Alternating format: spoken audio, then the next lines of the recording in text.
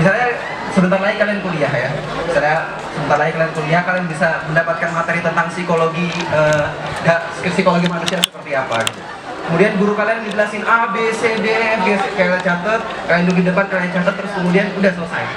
Tapi kalau orang yang sadar apa?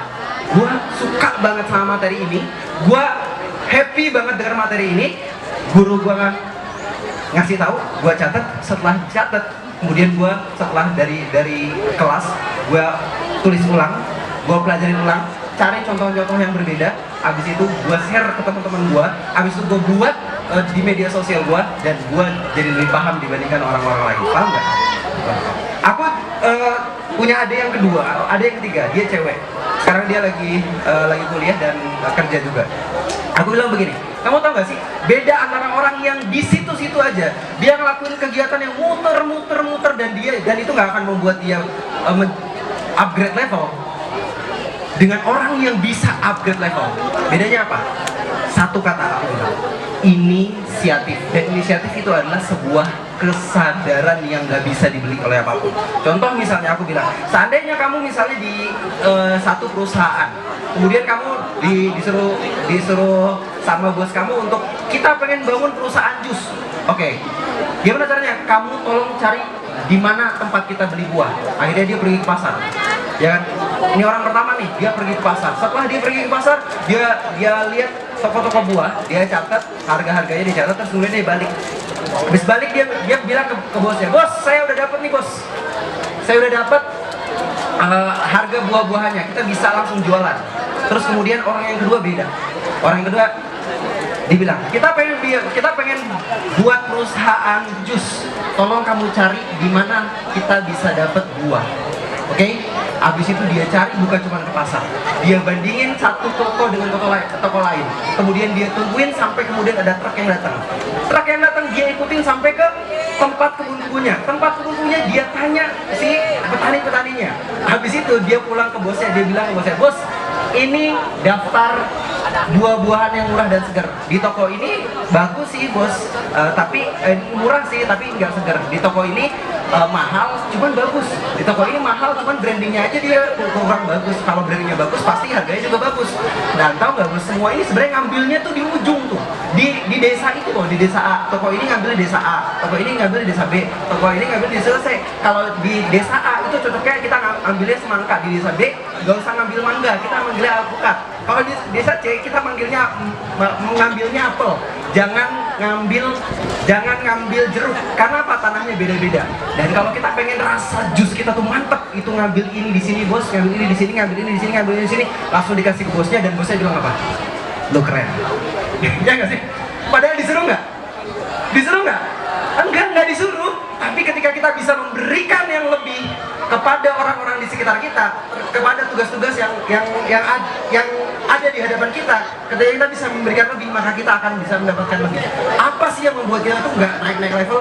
Karena kita nggak pernah memberikan sesuatu yang lebih dari apa yang ada di hadapan kita. Coba bayangin ya, kalau guru itu ngejelasin A, B, C, D, kemudian kita ngerasa, ini penting banget buat gue.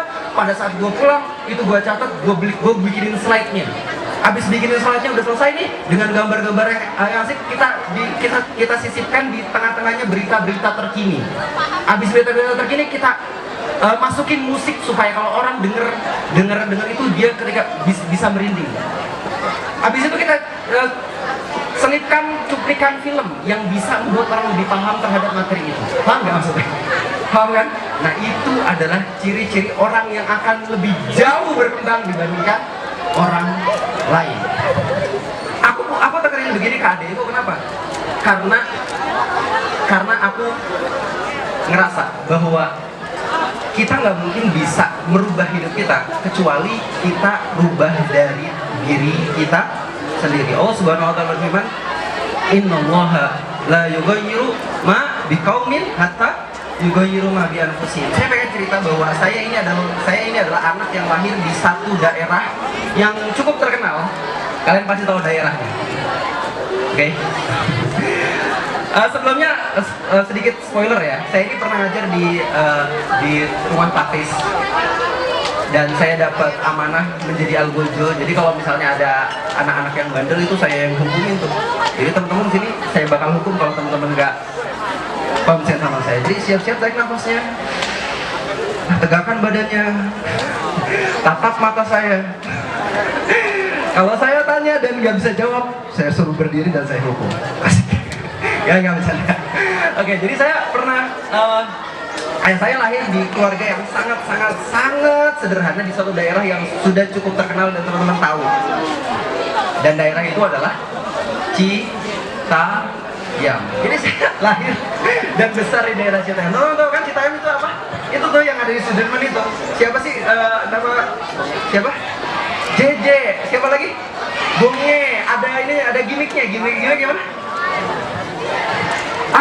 Betul. Tapi pakai tas jeep. Oke, slap bel gitu. Oke, bukan bercanda ya, tapi slap bel gitu. Nah, teman-teman beneran, saya serius.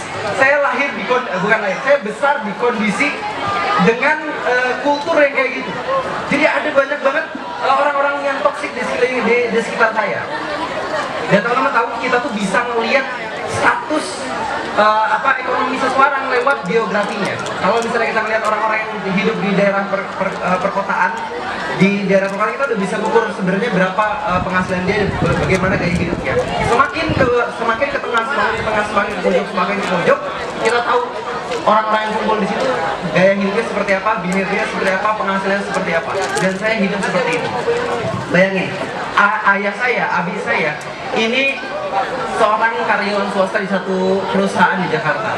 Dari pagi, pergi pagi, bangun pagi, langsung desek-desekan naik kereta, pergi ke sawah besar, pulang malam dan saya udah tidur.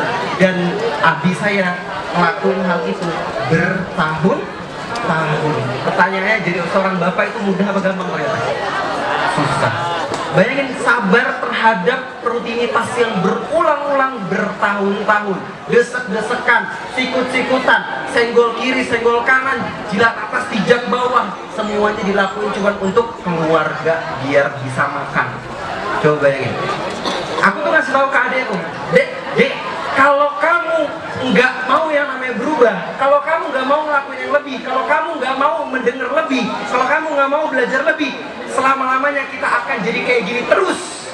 Gak akan ada perubahan yang signifikan dalam hidup kita. Kamu tahu, mungkin ada banyak banget orang yang bisa dapat fasilitas, bisa dapat akses, bisa dapat privilege keluarganya A, B, C, D. Tapi ketahuilah, sebenarnya modal kita itu sama. Modal kita apa? Waktu kita 24 jam. Mungkin orang-orang bisa punya waktu lebih, tapi kalau misalnya dapat akses kemudahan, bisa lalai dalam game misalnya, bisa lalai dalam kemaksiatan, bisa lalai dalam A, bisa dalam B. Kalau kita nggak mau gunain waktu kita yang lebih itu untuk supaya kita nambah pengetahuan, upgrade diri, maka kita bakal lebih rendah dibandingkan itu. Maka aku pribadi, aku dari kelas 4 SD itu udah malu minta uang sama orang tua, karena aku tahu orang tua aku bagaimana susahnya struggling dalam hidup. Susah banget. Aku udah malu minta uang sama orang tua. Pada saat aku pengen berangkat sekolah, kemudian aku ngeliat biasanya orang tua aku naruh uang di atas lemari. Tapi kalau nggak ditaruh, aku langsung kabur. Terus kemudian aku jalan kaki pergi ke sekolah. Nah terus gimana caranya supaya aku tuh bisa dapat uang lebih? Caranya gimana? Caranya aku jualan plastik. Plastik itu tahu di pasar Citayam. Mulai aku bawa plastik, harga plastik tuh 2 gopek. Kemudian aku jual 1 gopek, lumayan kan? Jadi dapat. Nah terus kemudian aku ngelakuin itu habis pulang sekolah. Aku ngelakuin itu, Umi mau dibawain gak Mi barang bawaannya?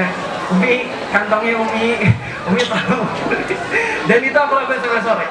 Dan alhamdulillah hasil jualan kayak gitu, itu aku bisa beliin buku, beliin ikut kegiatan sekolah, dan aku nggak minta spesial pun sama orang tua. Kenapa? Karena aku tahu persis susahnya cari uang. Bukan hanya uangnya sih, susahnya struggling dalam hidup. Teman-teman mungkin sekarang masih mikir bahwa oh iya, aku kan masih tahu sama orang tua. Teman-teman mungkin gak mikir kayak aku belum ada tanggungan, tapi ketahuilah, cepat atau lambat teman-teman akan dewasa. Pernah nggak sih ngerasa kayak gila sekarang gue udah SMA aja ya, udah kelas 12 aja ya, iya kan?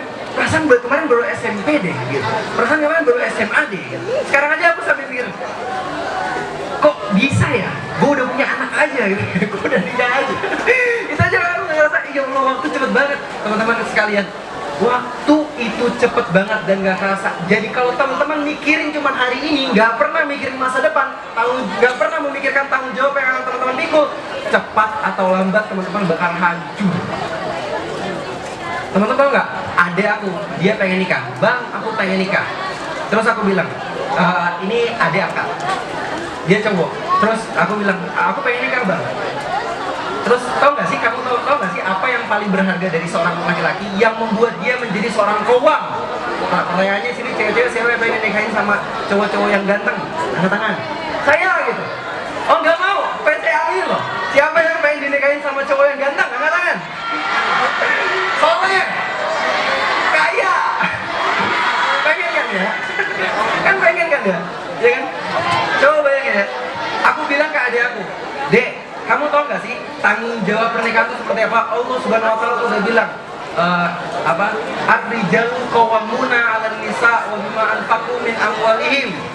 Rijal itu adalah kawamnya, pemimpinnya perempuan. Karena apa? Bima anfaqu min amwalihim. Karena mereka itu menafkahkan istri dan anak-anaknya.